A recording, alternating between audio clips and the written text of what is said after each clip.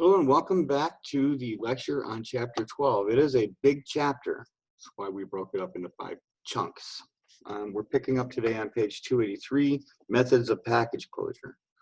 Okay, package closure, peel packs, containers, wraps. Containers have their built-in locking devices, or more commonly, little disposable plastic pieces that can be tamper-evident seals. If the piece of plastic is broken, the tray's been opened. Okay, if we're closing a wrap tray or a wrapped package, we would use the tamper-evident seal known as indicator tape. Indicator tapes are a best practice because not only do they have the indicator, the type 1 indicator built into it, but they're designed to withstand the conditions inside of a sterilizer. Okay, page 284, it mentions again that the container systems have tamper-evident seals. So these may be a little arrow or a little orange or blue or green clip-on piece of plastic that, if broken, indicates that it is no longer sealed. And they have a type 1 external indicator also as well printed on them. So for peel pouch sealing, there are 2 ways to do this. There are heat sealers, which you would use, it's kind of like a seal-a-meal, I guess, in a sense, if you know what that is. It heats up the plastic side and melts it onto the paper side of the pouch. Very simple, very efficient. Of course, you have to have the heat sealer set on the correct temperature range. There's different temperature ranges for different sealing different things.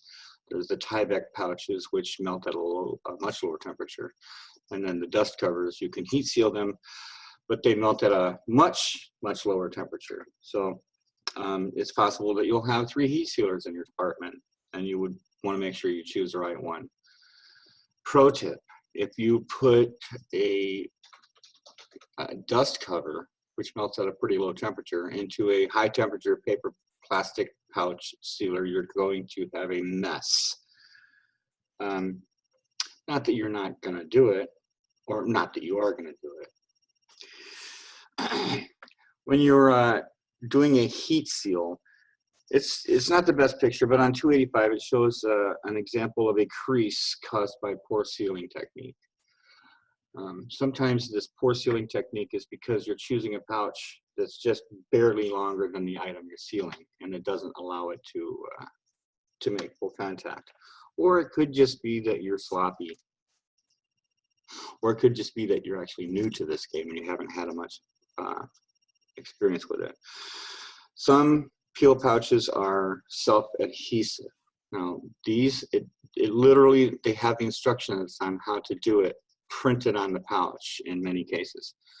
You peel off the waxy paper back and you flip over the glue portion of the pouch paper, and it sticks to the plastic portion of the pouch paper.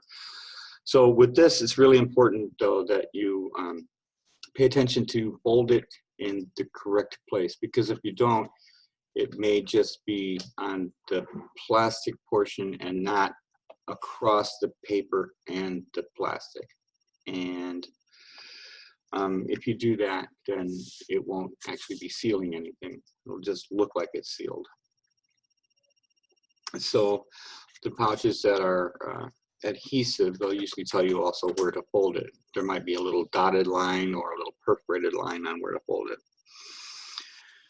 So not everything that you might come across is appropriate for sealing a package. Things that are not tamper evident are never appropriate.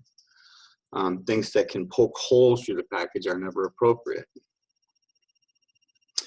Binding clips, tapes that are not designed specifically for the sterilization method you're choosing, or safety pins or staples, then therefore are completely ruled out. Package labeling on page 286.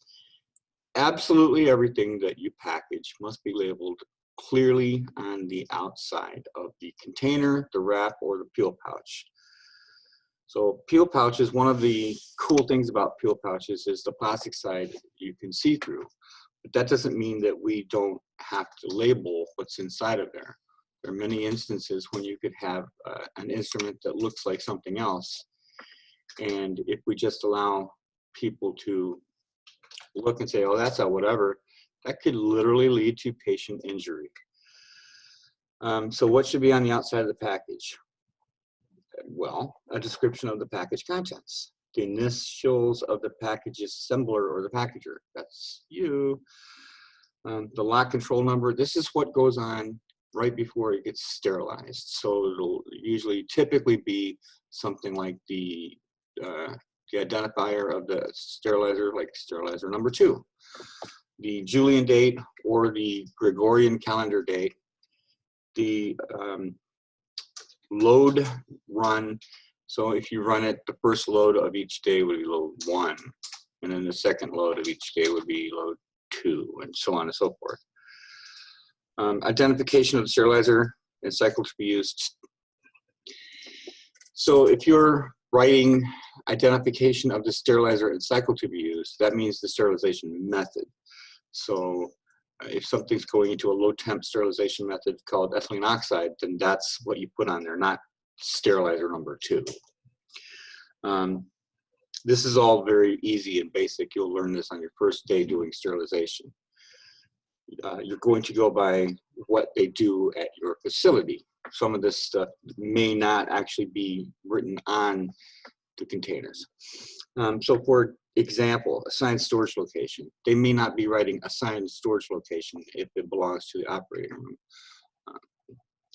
If it belongs to the emergency department, they might just write emergency department and not, you know, emergency department cabinet 16. You follow what I mean? Assigned storage locations are a really very good idea. And it is something that often happens with a computerized tracking system, because they can just input the information. Oh, this belongs in the central storage cart D shelf 4. Okay. And then that way the people don't have to look up where it gets stored every time and then write it with a Sharpie, because the computer is not going to forget. Okay. There's a little note here on page 286. Do not write on the flat wrap directly. You should always write on the tape, the autoclave tape or the Sterad tape, the type 1 indicator tamper evident seal tape. You should never write on the paper side of a peel pouch. You should never write on the container, the metal container. You should never put tape on the container and write on the tape. There's usually a metal little tag for the containers that'll say what's inside of the tray, like minor set, craniotomy tray, or whatever. Printed pack labels. It's brilliant. It's such a labor saver, and you know, because not everybody writes clearly, and writing can become tedious. If you are peel pouching 100 bandage scissors that belong to the wound care center, writing gets very tedious. But they still need to be labeled. So computerized tracking systems save us a lot of time and wasted energy in that. Special packaging concerns. All packaging materials should be held at, you know this already, the proper temperatures and humidities for your department, which are 68 to 73 degrees Fahrenheit and 30% to 60% relative humidity for a minimum of 2 hours. So if they come from anywhere outside of your department or their given storage area, they need to be held at the correct conditions for 2 hours. This makes it so that we're going to potentially, possibly, hopefully eliminate some potential for something called a superheating. Superheating is very bad, and that's a big topic for chapter 14. I almost said channel 14. I don't even watch TV anymore. Okay. So examples of peel pouch loading racks. This is something that will hold a peel pouch in the on edge position. You should always be using something like that, or some other method of making sure the peel pouch stays on edge. And so I don't know if you can't really see it in the picture, but the book does go on to explain it. Paper plastic pouches should be like this. Let's say this is the paper side, this is the paper side. So it goes like this. Paper to plastic, paper to plastic, paper to plastic. So this helps to decrease the possibility of wetness remaining between the pouches, but also it helps with air in the sterile circulation. Okay, who are the packaging and sterilization experts? You guys. If a department other than the sterile processing really insists that they are going to do their own packaging, I object, but we can't win all battles. So if they are going to do their own packaging, then they need to be properly trained. But let's just cut straight to the point here. All packaging should be done by us, the sterilization experts. All packaging systems, even the metal ones, need to be handled with care. You don't even know the things that can go wrong. If you drop a peel pouch from 3 or 4 inches up, it could possibly get a hole in it. So wrap is a lot more delicate than it looks. It is made of plastic, but it is a woven fabric. The SMS is a woven fabric. There are also crepe paper wraps. It's just paper, guys. So we need to make sure that the packaging is not damaged in any way, because that would compromise the sterility of the contents, even if they got damaged before the contents were put in it.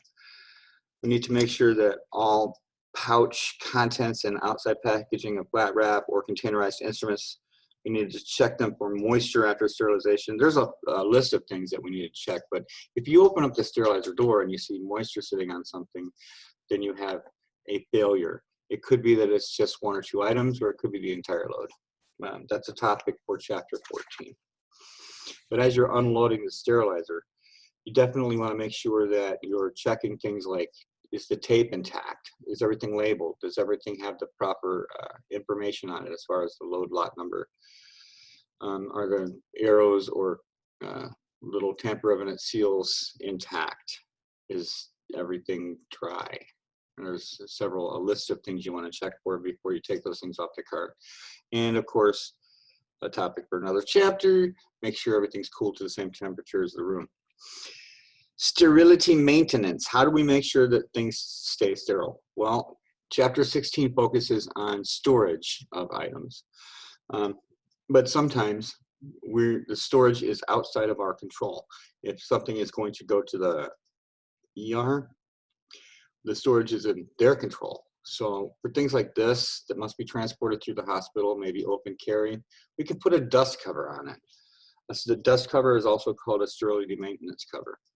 A sterility maintenance cover will keep dust or random insects or other things from getting onto or inside of the package. So assuming that it was sterile, it was cooled to the proper temperature, then you can put it in a dust cover. It's important that it's cooled to the proper temperature and that it's dry, because otherwise you're trapping moisture inside of that tray. And if there were any surviving bacteria, they could continue to grow, and that's an infection. And okay, so 4 bullet points on dust covers. Dust covers should be applied with clean hands.